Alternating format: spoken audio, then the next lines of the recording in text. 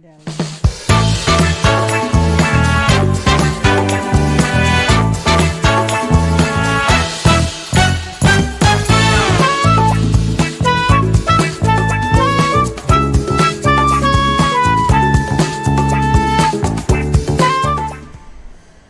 Ya, baik Smart City People, kita berjumpa lagi di Smart City Dialog untuk hari ini, edisi Kamis 12 Oktober 2023. Bagaimana kabar Anda? Ini sudah mau sampai di akhir tahun ya, jadi semoga semua perencanaan yang sudah Anda lakukan di tahun ini sudah harusnya maksimal ya. Kita hanya menyisakan 2 bulan lagi sebelum tahun ini selesai dan harus segera bersiap-siap menyongsong tahun 2024.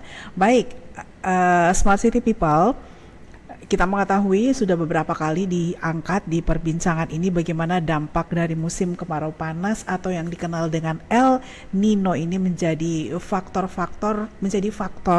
yang juga berkontribusi terhadap beberapa tantangan lainnya yang terjadi di kehidupan kita di beberapa waktu terakhir ini ya. Jadi kemarin sudah membahas mengenai bagaimana El Nino ini berdampak terhadap suplai air, kemudian yang juga menyebabkan harga serta pasokan bahan pokok termasuk bahan bakar yang sedikit tersendat dan mulai mengalami perbaikan. Pergerakan naik maksud saya ya. Dan hari ini kami kembali membahas mengenai bagaimana dampak El Nino tersebut terhadap sistem kelistrikan di wilayah PLN Sulsel Rabar, Sulawesi Selatan, Barat dan Tenggara ya? Tenggara. Ya, baik. Smart City People, untuk itu di hari ini kami berkesempatan untuk menghadirkan perbincangan di Smart City Dialog ini tentang kondisi kelistrikan terkini di Sulawesi Selatan, Tenggara dan Barat di musim El Nino. Menyenangkan saya Silvana yang akan bersama Anda untuk memandu perbincangan ini bisa hadir bersama dengan manajer komunikasi, PLT manajer komunikasi dan TJSL PLN untuk UID Sulsel Rabar ya. Betul. Bapak Ahmad Amirul Syarif. Assalamualaikum Pak. Waalaikumsalam warahmatullahi wabarakatuh. Iya, terima kasih Pak. Ini panggilnya Pak Amirul ya? Pak Ruli aja. Oh Pak Ruli ya.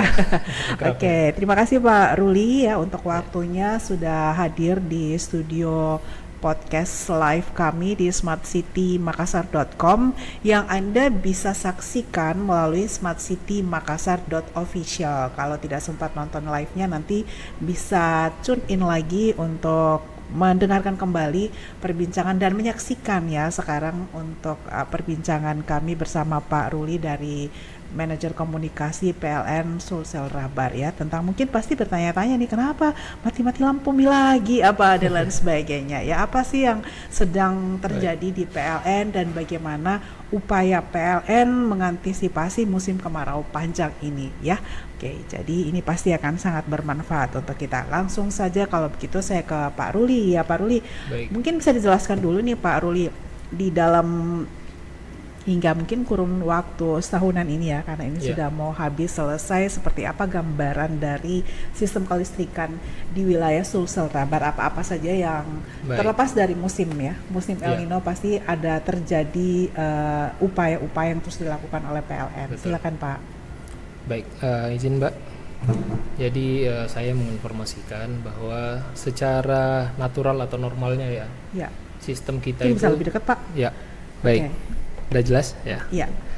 Jadi secara natural atau normalnya itu sistem kita, sistem kelistrikan ya, yang sekarang itu sudah menghubungkan Sulawesi Selatan, kemudian Sulawesi Barat, kemudian sebagian Sulawesi Tengah itu di daerah Palu, sampai di Kendari.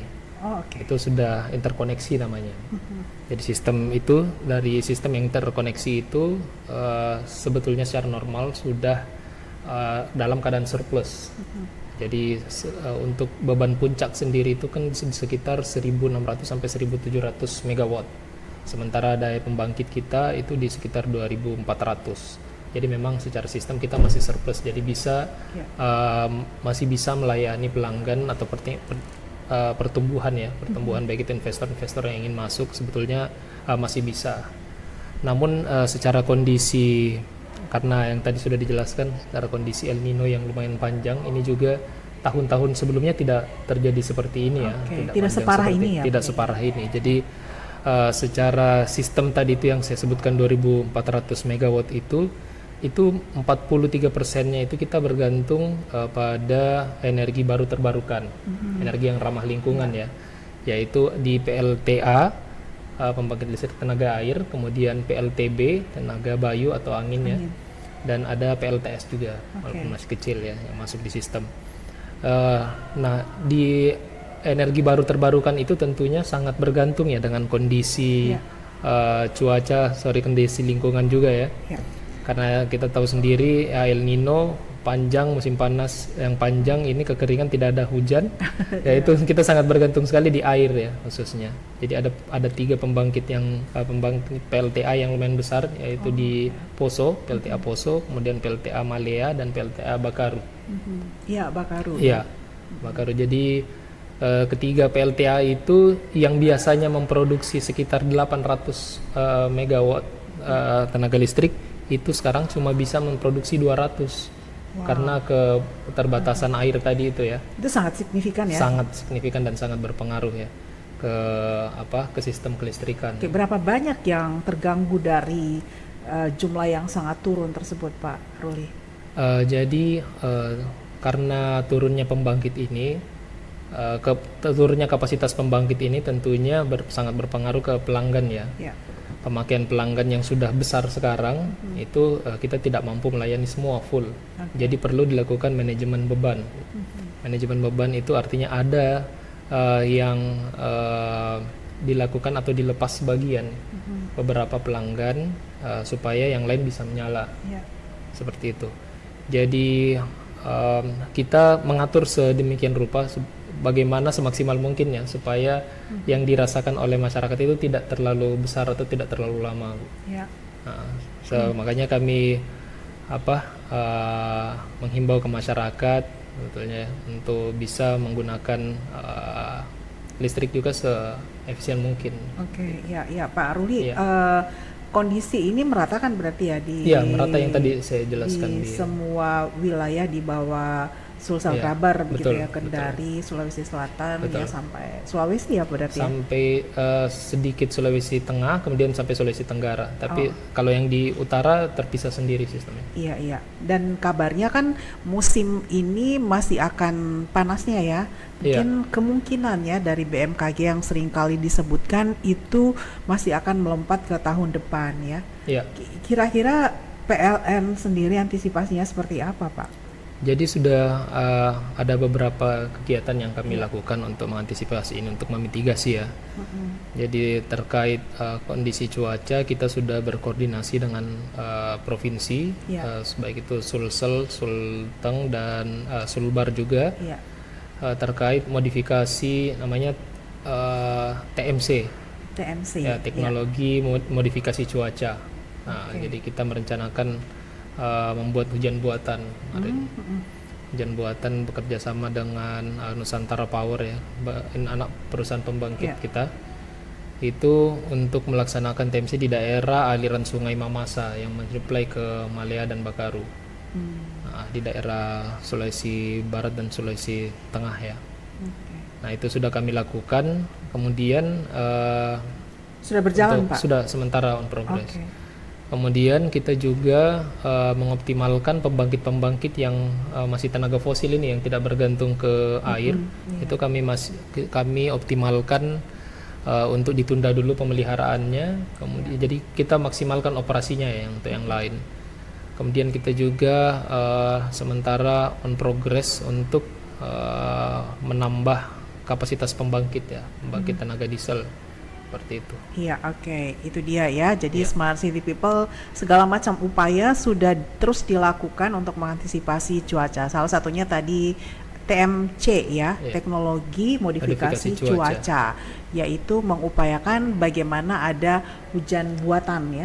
Di beberapa daerah atau titik yang menjadi penyuplai besar ya untuk PLTA di Sulawesi Selatan Tenggara dan Barat ya. Betul. Gitu ya Pak Ruli. Jadi kita berharap untuk bisa segera turun hujan ya di beberapa waktu ke depan ini ya, agar sistem kelistrikan bisa kembali berjalan normal.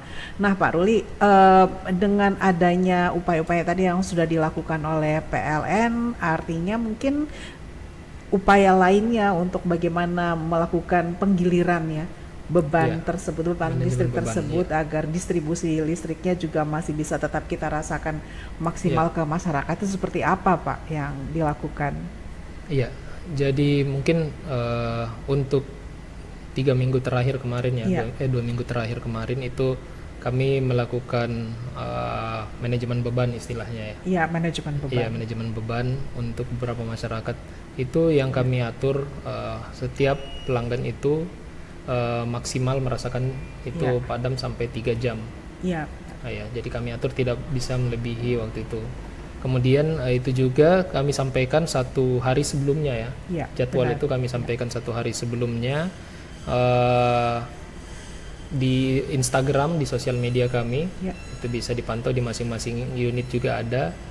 Kemudian memang ada beberapa realisasi biasanya yang tidak sesuai ya, karena tergantung pengaturan beban itu tergantung kondisi sistem pada saat itu ya. Nah, jadi pada saat ada pembangkit yang lebih bisa kapasitas, malah yang sebelumnya tidak sebelumnya ada di jadwal bisa saja tidak terkena bisa dialihkan gitu ya kan. Kadang-kadang ada jadwal, saya juga mendapatkan jadwal pemadaman tapi ternyata tidak jadi padam gitu. Karena kalau kita usahakan bisa lebih ya, kalau memang tidak perlu padam ya tidak usah dipadamkan seperti itu. Tapi PLN sudah mengantisipasi begitu ya, untuk memberikan berjaga-jaga ya, kepada untuk berjaga-jaga biar jangan sampai ngomel-ngomel ya ibu-ibunya lagi pas buat kue tiba-tiba mati lampu. Tapi ada juga ya di kondisi-kondisi tertentu sudah diumumkan tapi ternyata lampunya nggak jadi mati. Artinya PLN juga terus berupaya nih, meskipun sudah ada pengumuman, bukan berarti PLN juga menerima nasib seperti itu bahwa memang harus padam. Biasanya padam yang lebih banyak bisa melakukan penghematan itu dilakukan siang atau malam nggak Pak, dari sistem pemadaman bergilir itu? Kalau zaman dulu ya, zaman dulu itu mungkin beban puncak itu rata-rata di malam ya, istilahnya karena lampu dinyalakan pada malam hari. Tapi kalau sekarang itu zamannya karena panas ini malah di siang hari itu malah tinggi juga bebannya, karena penyalaan AC lebih dimaksimalkan. Benar. Nah, di rumah itu sekarang malah bisa 24 jam ya AC. Betul. Jadi memang perlu ini ya, kalau masyarakat mungkin perlu mengefektifkan penggunaannya ya. Yang tapi tidak memang panas kipannya luar biasa panasnya, bisa sampai 40 derajat. Betul. Itu yang menyebabkan pemakaian listrik di siang hari malah jadi lebih banyak biasanya. Khususnya juga di kantor-kantor ya. Benar. Jadi beban sekarang rata-rata siang dan malam hampir sama. Hampir sama ya. Iya, hampir sama. Dan perkantoran, industri-industri kan biasa banyak beroperasi siang. Iya, seperti itu. Ya. Justru jadi, malam malah lebih ini ya. Lebih tenang kalau ini. Cuman memang di posisinya itu di sekitar jam 4 sore sampai jam 7 malam, jam 8 malam itu yang beban puncaknya. Yang paling tinggi pemakaian di situ. Pada saat penggunaan listrik orang kembali ke rumah. Iya. Benar. Nah, ini mendekati akhir tahun ya kan Pak Ruli, akhir tahun yang aktivitas juga semakin tinggi dari masyarakat. Memasuki tahun baru, hari raya Natal, gini ya kan. Kebutuhan untuk listrik juga pasti tinggi-tinggi itu kan Pak Ruli. Nah, bagaimana antisipasi, ada mungkin perencanaan sekarang kita adakan pemadaman bergilir dulu lebih tinggi, nanti biar nyimpan energinya bisa dipakai di ini, itu kan bisa seperti itu kah Pak? Sebetulnya untuk air sebenarnya bisa, karena kita kan bisa menampung ya istilahnya. Tapi masih ada yang bisa ditampung. Iya, masih ada. Ya itu tadi yang kita usahakan lakukan, itu salah satu untuk menampung debit air yang bisa ini supaya tidak maksimal. Karena kalau kita maksimal habiskan langsung air kan bisa jadi malah langsung padam semua ya, karena langsung tidak karena jadi memang kita harus pintar-pintar memanage bebannya ya Bu, supaya tidak maksimum digunakan juga langsung bisa habis. Tapi untuk menyambut ini ya akhir tahun biasanya kita sudah menyiapkan tentunya kalau ini bukan hanya di pembangkit tapi di sisi distribusi juga. Distribusi, pengamanan jaringan, pemeliharaan juga pasti kita akan lakukan, dan pasti personil kita biasanya kita akan gelar pasukan pengamanan untuk pengamanan sistem ya. Kita pemeriksaan sistem ulang. Jadi kan kondisi sistem ini bukan hanya di pembangkit tapi di jaringan juga, distribusi itu yang harus diperhatikan untuk pelayanan ke masyarakat. Oke. Pemeliharaan distribusi ya, Pemeliharaan harus distribusi berjalan juga tetap jalan seimbang. Nah, kalau tadi Pak Ruli sudah membahas mengenai distribusi, terus kemudian upaya-upaya yang dilakukan. Sekarang kalau kita masuk pada pemeliharaan jaringan itu seperti apa, Pak Ruli? Baik, untuk pemeliharaan jaringan itu kan dilakukan oleh teman-teman unit pelayanan ya istilahnya. Itu sampai ke masyarakat maksudnya? Iya. Oke. Unit pelayanan pelanggan kan distribusi setelah dibangkitkan, kemudian ditransmisikan listrik itu, ditransmisikan ke gardu induk, dari gardu induk diturunkan ke gardu distribusi, didistribusikan namanya. Distribusikan dari distribusi kemudian sampai ke pelayanan pelanggan ya. Nah, semua itu di sisi-sisi masing-masing unit itu ada namanya pemeliharaan memang. Pemeliharaan. Bentuknya seperti apa, Pak? Kalau di jaringan distribusi sendiri itu ada timnya sendiri. Jadi yang paling pertama dilakukan itu kan pengecekan secara visual dengan sistem ya. Di visual dilihat kondisi aman, karena biasanya banyak pohon-pohon kan itu yang salah satu menjadi penyebab gangguan ya. Pohon-pohon yang sudah dekat dari jaringan listrik, nah itu semua kami pangkas. Kemudian untuk di kondisi jaringan, kalau umpamanya ada yang sudah terlihat umpamanya tiang miring atau ada trafo yang berbunyi atau mendesis, ya itu potensi-potensi terjadi gangguan, nah itu kita pelihara. Nah, tentunya kalau yang seperti itu tidak lepas dari bantuan masyarakat ya untuk melaporkan kalau ada kejadian-kejadian, ada pohon yang sudah dekat jaringan atau trafo yang berbunyi atau mendesis seperti itu. Itu hotline-nya di mana, Pak, kalau laporan langsung? Iya, laporan langsung itu tadi yang saya sempat sebelum mulai tadi ke PLN Mobile. Jadi kita ada punya aplikasi PLN Mobile, di situ bisa dilakukan laporan pengaduan atau terkait gangguan, bisa semua di situ, atau di kontak center 123. 123 ya. Nah, biasanya Pak, dari beberapa kali musim El Nino berganti lagi ke La Nina gitu kan. Nah, biasanya kalau El Nino kemaraunya cukup ekstrim, musim hujannya juga akan ekstrim ya, karena biasanya seperti itu ya. Dan kalau kita pernah mengalaminya di akhir 2021 ya, 2022 di mana kondisinya sangat ekstrim, banyak pohon tumbang dan lain sebagainya gitu. Itu juga sudah mulai direncanakan oleh PLN ya, gimana antisipasinya ke depan? Iya, betul. Jadi untuk kalau musim kemarau dan musim panjang pengaruhnya ke pembangkit, tapi kalau musim hujan itu pengaruhnya ke distribusi. Ya, ke jaringannya. Jadi untuk tadi untuk pencegahan tentunya tadi itu yang kita harus amankan kondisi pohon atau barang-barang lainnya yang mendekati jaringan yang bisa saja terbawa angin, itu kita harus amankannya. Karena kondisi jarak yang aman itu dari jaringan itu kan sekitar 3 meter. Jadi 3 meter dari jaringan yang paling atas yang 3 jalur itu harus aman, tidak ada ini. Jadi kita amankan, contoh pohon itu kita harus pangkas. Nah, itu harus koordinasi lagi dengan Dinas Lingkungan Hidup dan lain-lain seperti itu. Kalau untuk personil sendiri itu tadi kami lakukan gelar pasukan ya untuk melakukan pengecekan peralatan dengan kondisi personil, itu kita rutin lakukan juga. Itu biasanya masa waktunya berapa lama ya, Pak, dilakukan kembali? Kalau itu rutin, Bu. Pemeliharaan rutin ya. Pemeliharaan setiap minggu malah selalu ada terjadwal karena saking banyaknya istilahnya kami penyulang ya, jalur listrik itu ya kan harus diputari, dikeliling untuk dicek dan karena biasa ada yang terlewat. Jadi memang rutin dilakukan. Iya. Kalau dari masyarakat sendiri yang untuk membantu identifikasi ya, jadi bisa melaporkan ke 123, itu hal-hal apa yang harus mereka perhatikan khususnya jika beradanya di wilayah-wilayah padat penduduk? Betul.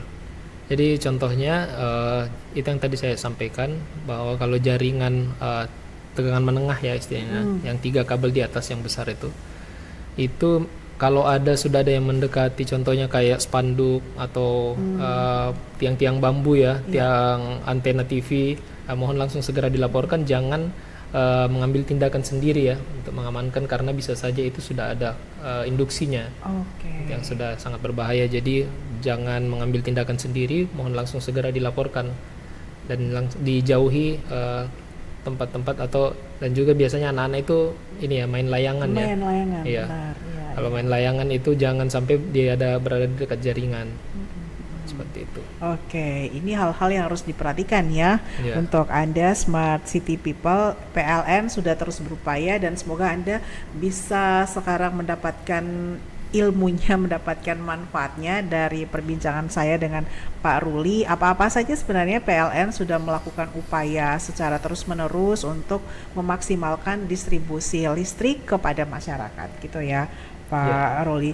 Dan kalau tadi berbicara dari sisi distribusi, kalau dari musim kemarau berdampaknya pada pembangkit ya. Kalau musim hujan kepada distribusi gitu.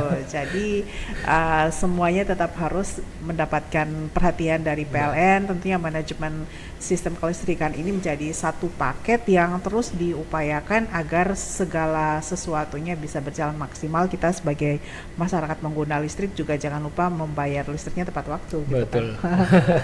Nah sekarang Pak, kalau untuk pemeliharaannya jaringan, kan saya juga melihat nih di sekitar tempat tinggal saya sedang lagi dilakukan penggantian meteran begitu ya. Iya, betul. Itu memang sudah waktunya mengganti atau seperti apa, Pak? Betul. Jadi KWH meter itu kan barang elektronik juga ya. Iya. Jadi memang ada usianya, ada usia. KWH meter itu harus sudah diremajakan istilahnya. Dan juga kami ada inovasi baru, Bu. Inovasi baru yang namanya Advanced Metering Infrastructure. Kalau kita singkat biasa AMI namanya. AMI. Iya, KWH meter AMI ya. Itu yang sementara dilakukan pergantian banyak di lokasi Makassar, karena Makassar menjadi salah satu lokasi untuk pilot project program ini. Nah nantinya kedepannya pasti akan mengarah ke arah situ semua ya. Perbedaannya dengan meteran yang lama seperti apa, Pak? Jadi AMI ini dia sekarang sudah bisa online, Bu. Sudah terkonek dengan tadi yang saya jelaskan aplikasi PLN Mobile. Jadi penggunaan, kemudian untuk pembayaran tentunya ya, penggunaan di rumah itu bisa dikontrol di situ, bisa dimonitor berapa daya, berapa penggunaan KWH yang sementara berjalan, dan juga kalau ada gangguan tiba-tiba di lokasi itu langsung terinformasikan ke petugas. Jadi baiknya itu kita dari pelanggan lewat masyarakat PLN Mobile-nya. Iya, lewat PLN Mobile-nya. Masyarakat pun tidak perlu harus melaporkan sendiri ya, karena sudah langsung termonitor. Seperti itu. Pengendalian ataupun pengawasan ya terhadap pemakaian KWH di rumah itu maksudnya untuk masyarakat, untuk di masyarakat ya, bisa dipantau sendiri pemakaiannya kalau umpamanya melalui apa tuh, Pak? Di aplikasi PLN Mobile tadi. Iya, dan sudah sampai berapa pemakaian di pembayaran bisa nantinya itu udah bisa ketahuan ya, Pak ya. Betul. Itu gratis kan, Pak ya? Gratis ya. Jadi untuk petugas yang datang ke lokasi juga itu pasti ada surat tugas dan menggunakan harus izin ke tempat pelanggannya, kemudian gratis.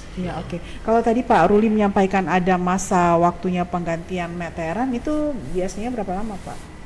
Iya, untuk usia KWH meter sendiri itu kan setiap 10 tahun itu 10 tahun ya? 10 tahun itu sudah mulai harus dilakukan peremajaan. Jadi beberapa KWH meter, tapi untuk sekarang itu di bawah itu pun kami sudah lakukan pemeliharaan. Iya. Karena jadi memang ada target rutin untuk dilakukan pemeliharaan. Jadi sekarang memang sedang digenjot ya untuk penggantian meteran tersebut. Itu bisa dibeli secara bebas, Pak, atau bagaimana? Itu ini harus saya jelaskan dulu ya. KWH meter itu sebetulnya kan milik PLN, Bu. Yang dititipkan di masyarakat, lokasi pelanggan. Itu untuk penggantiannya kan tentunya gratis dan tidak diperjualbelikan, karena itu merupakan titik transaksi antara PLN dengan pelanggan. Tidak diperjualbelikan di luar ya. Jadi tidak harus masyarakat jangan diganti dulu sekarang, nanti berikutnya saya mau ganti gitu, untuk cari meterannya di toko-toko listrik gitu ya. Itu nggak bisa ya Pak ya, nggak bisa ya. Oke. Tapi kalau misalnya, oke deh kita baru ganti, kan sempat kan dulu ada penggantian juga kan Pak, belum memasuki masa penggantian, dan nanti jika masyarakatnya mau mengganti di kemudian hari bisa langsung minta secara inisiatif begitu. Kalau inisiatif sebetulnya bisa Bu, melaporkan ke namanya unit layanan pelanggan terdekat ya, ataupun lewat aplikasi PLN Mobile juga bisa. Tapi harus teman-teman itu mengecek kembali di lokasi, apakah memang ini kondisinya perlu diganti atau tidak. Karena kan itu ada alatnya kami untuk cek apakah sudah betul pengukurannya sesuai dengan pemakaian di pelanggan. Jadi kalau memang istilahnya ada error KWH meter, kalau memang dia sudah melebihi error, itu memang KWH meternya harus diganti. Gitu, sudah tidak sesuai cara mengukurnya. Ya itu bisa jadi kan ya Pak, bisa hal jadi, kondisi-kondisi tersebut diakibatkan karena KWH yang sudah tua, meteran maksudnya yang sudah tua ya, yang sudah perlu di maintenance kembali ya, diganti dengan pembaruan begitu. Oke, jadi ini bukan meteran digital yang seperti sebelumnya ya Pak, bukan? Yang dulunya kan analog istilahnya ya, yang pakai piringan itu yang berputar. Kalau sekarang semua sudah digital KWH meternya. Jadi sudah menghitung secara digital, dan yang kita tahu sendiri kan itu KWH meter itu alat elektronik. Jadi memang ada usianya, ada errornya. Tapi kan semua itu sebetulnya sudah kita, sebelum dipasang di pelanggan itu sudah kami cek, sudah kami lakukan pengujian ya, semuanya. Jadi seharusnya sudah menghitung normal. Namun bisa saja ada mal ini, entah itu karena diutak-atik oleh pelanggan atau biasanya tukang bangunan kan, kita juga biasa pelanggan mengaku tidak pernah kami utak-atik tapi biasanya ada tukang atau apa yang tidak sengaja ya bisa jadi itu mempengaruhi. Oke, jadi hal-hal itulah yang harusnya masyarakat juga bisa lebih mengerti ya, kalau ternyata tiba-tiba ada orang PLN mau ganti meteran, katakan ketakutannya Pak ketika diganti meteran itu gantinya ke meteran token, bukan ya? Kalau prabayar, apa berbeda sebenarnya dengan meteran yang sekarang? Yang perbedaannya cuma metode pembayarannya Bu. Iya, kalau yang pasca bayar istilahnya, yang KWH meter yang biasa itu Ibu pakai dulu, kemudian dibayar. Kalau yang token itu prabayar, bisa dibeli dulu di depan tokennya. Kemudian dipakai. Tapi kalau secara sistem, kalau menurut saya yang lebih memudahkan masyarakat sebetulnya itu yang prabayar, karena berapapun token yang paling minim sekarang dibeli bisa 5.000 Bu. Ada 5.000 rupiah yang bisa beli token. Tapi kalau untuk pasca bayar itu berapapun tagihannya kan harus dibayar. Karena sudah terpakai. Karena sudah terpakai. Kalau ini bisa lebih diatur ya kalau prabayar. Kalau rata-rata rumah tangga yang biasanya menggunakan, sekarang 450 masih ada ya kan Pak? Ada untuk masyarakat yang kurang mampu ya. Ya, kalau rata-rata 450 itu di token, di prabayar kurang lebih berapa per bulan itu Pak? Tergantung pemakaian Bu kalau prabayar ya. Kalau untuk daya 4,5 kan itu sebetulnya tentunya tidak banyak alat elektronik yang bisa digunakan ya. Biasanya hanya lampu dengan beberapa alat lain. Itu bisa saja mungkin sekitar 20 ribuan ya per bulan bisa. 20 ribu? Iya, 20-50 ribu tergantung pemakaiannya, karena pemakaiannya kecil Bu kalau daya 4,5 itu harusnya. Karena bunyi token itu juga cukup sama mengganggu dengan tukang kredit kan. Ini udah mulai bunyi itu jadi makanya yang membuat masyarakat agak sedikit ini ya, bertentangan begitu Pak, kalau teman-teman dari PLN menemui banyak kendala tantangan ketika melakukan penggantian meteran. Tapi tenang, yang diganti kalau memang meterannya bukan prabayar, pasca bayar gitu tetap akan diganti dengan sistem meteran pasca bayar ya kecuali Pak, pelanggannya yang minta memang untuk diganti token. Ada juga seperti itu ya Pak? Banyak Bu, banyak. Karena kalau token sendiri kan contohnya kayak rumah yang disewakan, rumah kontrakan itu kayak gitu ya? Lebih enak menggunakan token karena sudah setelah digunakan umpamanya orangnya berganti kan tidak meninggalkan ini ya, apa yang belum dibayar biasanya gitu. Ya, Itu kalau enaknya token biasanya memang harus digunakan. dibayar gitu kan Iya, ya. di depan. Maksudnya bisa lebih di manajemen Betul, pemakaiannya bisa lebih terkontrol gitu betul, kan ya. Oke, jadi sekarang memang itu salah satu bagian dari upaya pemeliharaan yang dilakukan oleh PLN ya Pak betul, Ruli betul. ya. Selain penggantian meteran, ada lagi hal yang mungkin saat ini sedang digencarkan, khususnya untuk antisipasi cuaca selain yang sudah disampaikan tadi. Saya kira mungkin ini ya, untuk ke masyarakat, mungkin tadi yang saya sampaikan, bisa saja itu karena terlalu sering sekarang merasakan pemadaman, mungkin dipikir ada Iya. ini dapat pemeliharaan ini, atau sore ini dapat jadwal pemadaman ini, ternyata ada gangguan di sana ya. Nah, jadi harus baiknya pelanggan menginformasikan kalau ada seperti itu, tetap diinformasikan, baik itu melalui aplikasi PLN Mobile ataupun melalui kontak center 123. Ya, apa saja sebenarnya yang bisa dikomunikasikan melalui mobile PLN ini? Iya, jadi untuk di PLN Mobile banyak fitur-fiturnya ya, Bu ya. Ya, Contohnya mulai dari menjadi pelanggan di pasang baru, menggunakan Iya. pasang baru, kemudian tambah daya juga bisa di Oke. situ. Kemudian melakukan pengaduan, baik itu keluhan Iya. terkait umpamanya tagihannya yang membengkak atau seperti apa, Ya. atau pengaduan gangguan kalau umpamanya ada padam, atau umpamanya ada tadi yang potensi mengganggu di jaringan, ada pohon yang sudah mendekati jaringan, nah itu bisa dilaporkan semua di situ. Dan ada juga di sana fitur marketplace sebenarnya. Oh, Nah, sekarang itu juga merupakan salah satu, tadi sempat saya jelaskan, beyond KWH-nya PLN ya. iya. Jadi itu salah satu fitur untuk mengakses marketplace. Marketplace itu toko-toko yang ada yang bekerja sama dengan PLN ya. Iya. Toko-toko UMKM itu salah satu bentuk bantuan kita ke UMKM. Oke. Tapi Iya. artinya toko-toko UMKM itu bisa mengajukan Bisa, diri ya? bisa. Oh, untuk masuk Iya, di kerjasama di marketplace-nya. marketplace Oke. PLN. Jadi karena kita ada beberapa program atau promo itu Iya. harus membelanjakan dulu di marketplace tersebut, kemudian dapat promo tambah daya. Jadi Oh, itu salah oke. satu bantuan kami ke UMKM. Ya, tapi dengan suasana yang sekarang, yang kondisi yang saat sekarang ini, Iya. penambahan daya tetap diakomodir, Pak. Kalau penambahan daya iya masih Tetap kita tetap ya, akomodir, ya. karena tadi yang saya jelaskan bahwa sebetulnya kita Surplus sementara ya? surplus Iya. ya, betul. Secara kondisi kelistrikan itu kita surplus. Ya, oke. Tetapi untuk distribusi listriknya sendiri, apakah semua sudah merasakan listrik sekarang, Pak? Iya, secara rasio elektrifikasi ya, Iya, yang elektrifikasi, rasio benar. elektrifikasi di sistem Sulawesi bagian selatan kita sudah di atas 98% ya. Oke. Ya, sudah terlistriki. Jadi ada beberapa daerah memang yang lokasinya memang sangat jauh atau melewati daerah-daerah yang memang agak sulit untuk dibangun jaringan. Tapi kita sementara semua sudah on progress ya, memang ditargetkan bisa 100%. 100%. Itu kapan, Pak? Targetnya tahun berapa? Di akhir tahun ini harusnya sudah bisa Sudah ini. 100% ya? Iya. Oke. Kalau ada pembangunan pengembangan wilayah baru, itu juga Nah, sudah kalau masuk. pengembangan wilayah baru kan tentunya harus di ini ya. Kalau contohnya kalau kayak perumahan ya. Kalau perumahan itu memang developer biasanya kita berkoordinasi dulu dengan kita ya Oke. untuk pengembangan wilayah baru. Untuk pembangunan jaringan tentunya butuh progres ya.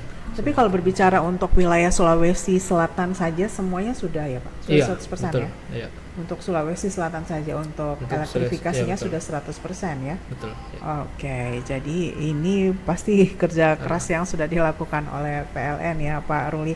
Nah, untuk masyarakat-masyarakat, meskipun secara elektrifikasi artinya jaringan listriknya sudah ada ya, Iya, betul. tapi untuk sampai ke masyarakatnya sendiri, apakah sudah Ke pelanggannya. ya kepada pelanggannya? Jadi untuk ke pelanggan tentunya itu kembali ke kemampuan pelanggannya. Walaupun jaringan sudah ada, Iya. tapi pada saat mau melakukan pasang baru itu tidak ada pelanggan-pelanggan biasanya yang kurang mampu ya, kurang mampu tidak bisa memohon pasang baru. Nah untuk itu kami ada program yang namanya Light Up the Dream. Nah itu ada program bantuan untuk masyarakat yang kurang mampu Oke. untuk bisa mendapatkan listrik ya. Kalau Untuk lihat- kapasitas 450 iya daya kecil ya. daya kecil. Dan itu program itu murni dari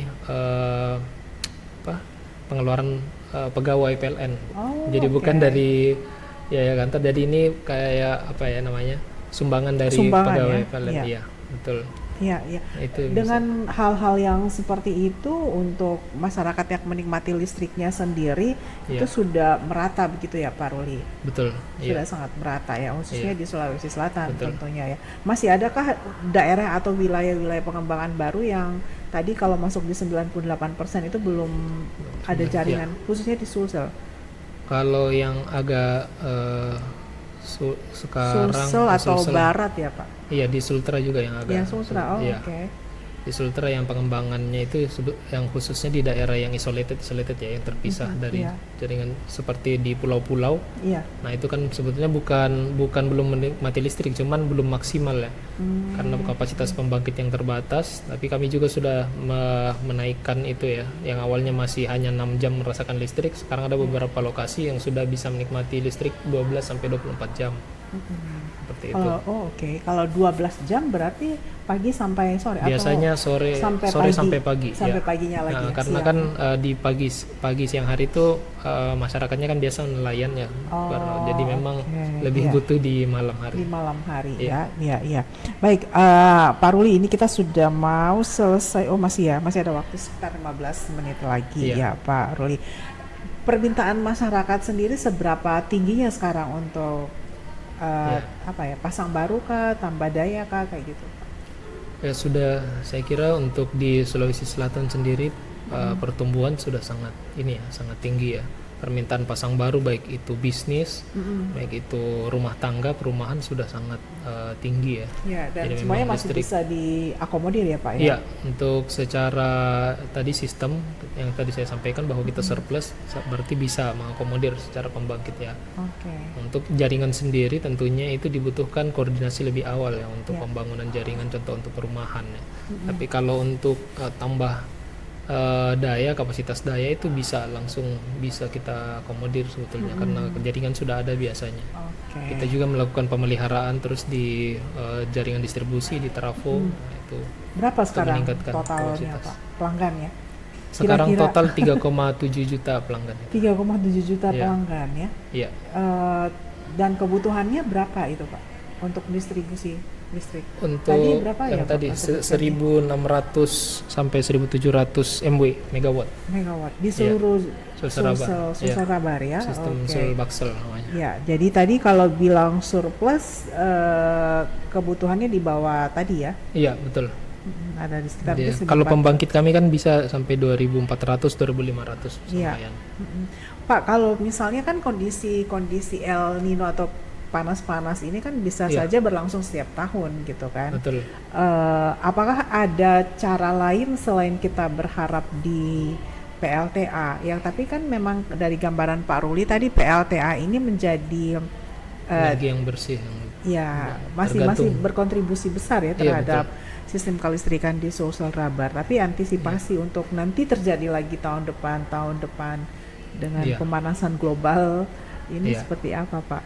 Jadi untuk pembangkit sendiri kita sudah ada beberapa perencanaan ya. Ya, Perencanaan membangkit, ada juga yang namanya PLTA kecil, itu PLTMH namanya, mikrohidro. ya, Nah, itu ada di beberapa lokasi yang memang karena di Sulsel sendiri ini kan banyak daerah aliran sungai ya. Nah, itu yang bisa kita manfaatkan sebetulnya. Kemudian PLTB tentunya kita memaksimalkan juga ya yang di Jeneponto dengan Sidrap. oke. Kalau kita kan sekarang fokusnya ke energi renewable energi ya, energi baru dan terbarukan. Yang terbarukan. Jadi memang untuk pembangkit-pembangkit yang PLTB fosil, itu ya berarti. PLTB ya istilahnya, Bayu. Baik, PLTA. ya pakai angin ya. Ya, angin. Di Jeneponto dan ada juga PLTS tapi masih kecil ininya. Kalau untuk PLTS sendiri memang lebih kita fokuskan ke daerah-daerah isolated ya, khususnya di pulau. Itu pun tidak bisa berdiri sendiri, tetap harus ada ini ya, Iya ya. bantuan Itu dari berapa pembangkit butuh kecepatan angin untuk bisa menggerakkan menghasilkan listrik, Pak? listrik. Kalau di PLTB sendiri itu kan memang harus yang konsisten ya. Iya, ya stabil ya, harus berarti stabil. iya. Stabil gerakan Jadi angin. memang untuk energi-energi terbarukan itu memang survei atau perencanaannya itu lama, Bu. Jadi memang harus diteliti dulu berapa lama ini angin ini bisa di lokasi tertentu. Iya. Nah, jadi memang agak lama untuk Iya, ya. Makanya kalau di Sulsel sendiri baru adanya di Jeneponto. Di Jeneponto dan di Sidrap. Oh, di Sidrap ya. Yang itu sudah yang terbesar di Asia Tenggara sebetulnya ya? kita ya. Dua kali. Di Jeneponto itu 70 megawatt, di Sidrap juga 70 megawatt. Tapi yang di Jeneponto dan Sidrap itu dikhususkan untuk Sulsel saja atau juga ikut membantu supply semua listrik? Tadi yang saya bilang sudah terkonek ke sistem ya. Sampai terintegrasi sistemnya ya. Ya betul. Sampai di Tenggara, Kendari. Oh, sih ya. Tapi di daerah-daerah lain tidak ada kemungkinan Pak untuk bikin PLTB. Bisa jadi sebetulnya, cuman memang kalau kita lihat secara ini ya, jalur angin yang stabil itu jalur angin. Iya. Yang stabil memang di daerah itu kan sudah lama dilakukan studi yang terkait angin itu kan. Iya ya mungkin saja di internal PLN itu masih terus melakukan. Siapa tahu ada jalur angin lain yang lebih kencang ya dibanding Sidrap dan Jeneponto. Maksudnya selain Sidrap dan Jeneponto untuk bisa juga direncanakan ada pembangunan PLTB ya, karena di sana juga jadi tempat wisata kan ya Pak. Betul, bisa menambah ekonomian di daerah tersebut. Jadi ternyata meskipun lokasinya ada di Sulsel, tapi secara terintegrasi kelistrikan koneksinya sudah Sulbar, Sultra dan sebagian Sulteng. Oke, termasuk yang untuk PLTA gitu juga Pak. Iya. Jadi tidak mesti ya kalau harus mengaliri listrik di daerah di wilayah selain Sulsel mesti ada pembangkitnya di daerah itu. Iya, tidak mesti karena sistem kami sudah interkoneksi. Terkoneksi ya. Oke. Nah, sekarang kita mau nanya lagi nih ke Pak Ruli, kebutuhan semakin tinggi, cadangan listrik semakin berkurang meskipun di musim ini ya kita berharap ini musimnya segera berakhir karena secara data Pak Ruli sudah sampaikan tadi sistem listrik di Sulsel Rabar ini sebenarnya surplus kan ya Pak ya. Jadi masih ada sisa cadangan meskipun terpenuhi secara maksimal semuanya. Nah Pak Ruli, dari sisi harga listrik kan dari dulu tuh saya mengetahui bahwa harga listrik kita ini yang terlalu murah. Belum, apakah sekarang sudah mencapai sistem keekonomian atau masih jauh Pak? Nah, untuk harga listrik sendiri itu kan yang pertama perlu saya sampaikan itu tidak diatur langsung oleh PLN ya. Ya, jadi lewat pemerintah di kementerian ya itu yang mengatur tarif ya istilahnya. Untuk tarif sendiri ada beberapa memang yang tadi sudah disampaikan sudah termasuk murah di Asia atau Asia Tenggara ya. Kalau untuk perubahan tentunya kan butuh lewat regulasi pemerintah. Kalau untuk ini istilahnya ada kita tarif itu ada penyesuaian tarif yang mengikuti inflasi dan itu biasanya dilakukan tiap 3 bulan. Tapi untuk kelasnya berbeda ya Pak? Berbeda, masing-masing kebutuhan beda-beda. Dan ini juga sudah tidak pernah naik semenjak tahun 2017 ya kalau tidak salah itu tidak gitu ya.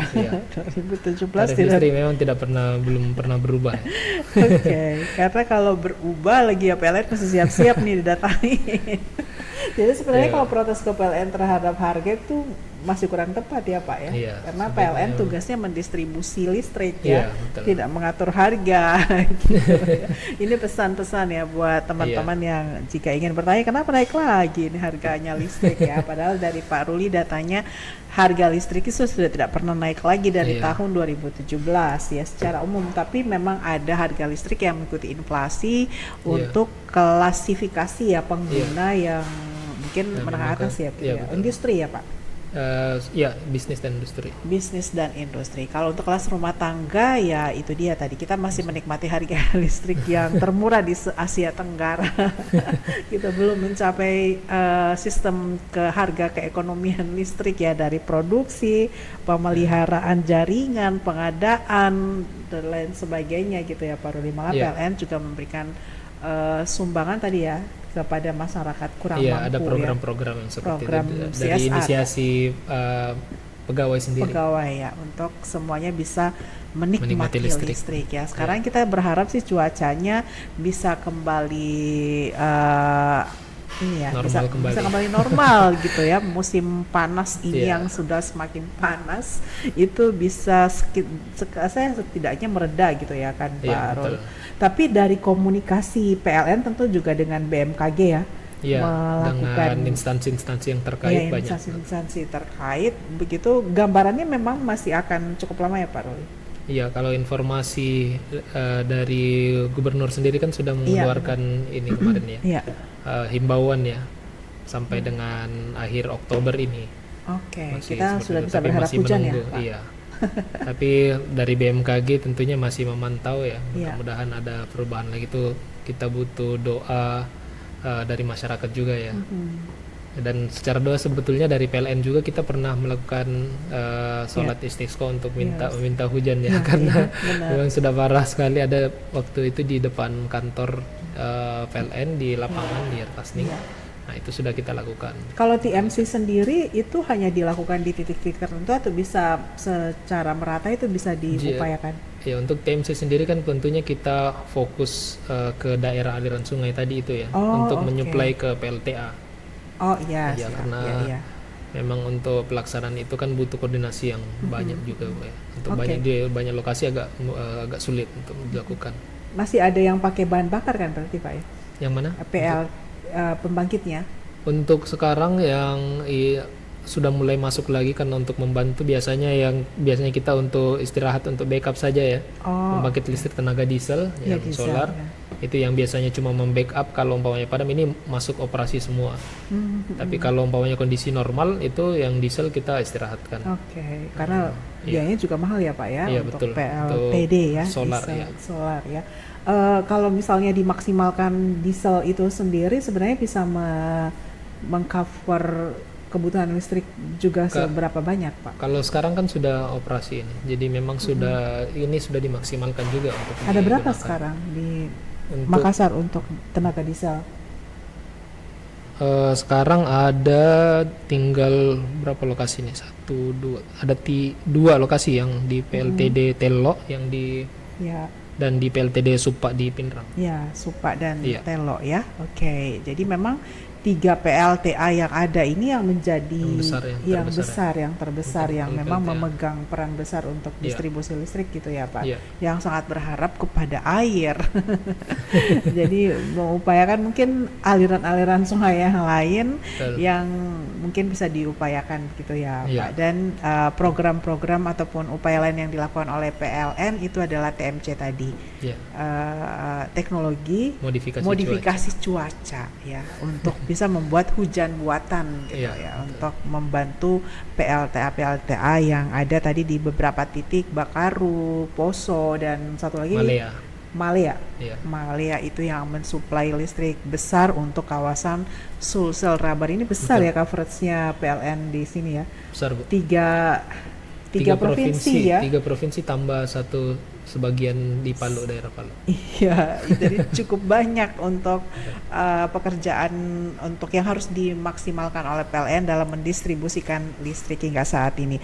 Oke, Pak Ruli, baik, kita sudah sampai di akhir kebersamaan. Mungkin Pak Ruli bisa menyampaikan lagi kepada masyarakat himbauan-himbauannya seperti apa, kemudian bisa meng-highlight lagi apa-apa yang terus dilakukan upaya oleh PLN. Silakan, Pak. Baik, terima kasih kepada Smart City People ya. Ya, benar. Smart City People, himbauan kami bahwa yang pertama kami mohon maaf atas segala ketidaknyamanannya yang dirasakan ya, tentunya karena kondisi El Nino ini yang lumayan panjang ya, menyebabkan keterbatasan pembangkit khususnya PLTA. Jadi yang kedua kami harapkan mohon doa dan supportnya, karena kami yang sebetulnya yang paling ingin merasakan sebetulnya sistem ini segera normal kembali. Ya, karena tentunya banyak faktor yang sangat mempengaruhi ya. Jadi kami mohon doanya kepada masyarakat untuk bisa teman-teman PLN bisa diberikan kesehatan, pimpinan kami juga diberikan kemudahan bisa untuk menyelesaikan untuk sistem kembali normal. Saya kira itu saja mungkin. Ya, baik, terima kasih banyak Pak Ahmad Amirul Syarif, Manajer Komunikasi dan PJSL PLN Sulsel Rabar. Terima kasih waktunya Pak. Salam buat teman-teman di PLN, tetap semangat dan tadi tetap diberikan kesehatan, dan kita mari berdoa agar kondisi cuaca panas ini bisa segera berakhir dan kita bisa menikmati hujan lagi sesekali lah ya. Baik, amin. Terima kasih sekali lagi, dan Smart City People, demikian perbincangan saya dengan PLN Sulsel Relabar yang kali ini bersama dengan Bapak Ahmad Amirul Syarif ya. Dengan tema kita kali ini adalah kondisi kelistrikan terkini di Sulawesi Selatan, Tenggara dan Barat di musim El Nino. Jadi Anda sudah semakin mengerti semoga dengan perbincangan ini di mana terjadi jadwal-jadwal pemadaman bergilir di beberapa tempat itu adalah sebagai bagian upaya dari PLN untuk mengantisipasi dan mengatur ya, memaintenance ya distribusi listrik kepada masyarakat agar bisa semua tetap mendapatkan listrik, menikmati listriknya dengan maksimal ya, meskipun ada kondisi-kondisi tertentu yang Anda masih bisa merasakan ada 2-3 jam padam dulu lah ya, tapi agar memberikan kesempatan PLN bisa berhemat gitu ya. Betul. Pak Ruli, terima kasih sekali lagi, dan Smart City People, kita berjumpa lagi untuk edisi berikutnya. Saya Silvana, selamat siang, wassalamualaikum warahmatullahi wabarakatuh. Waalaikumsalam.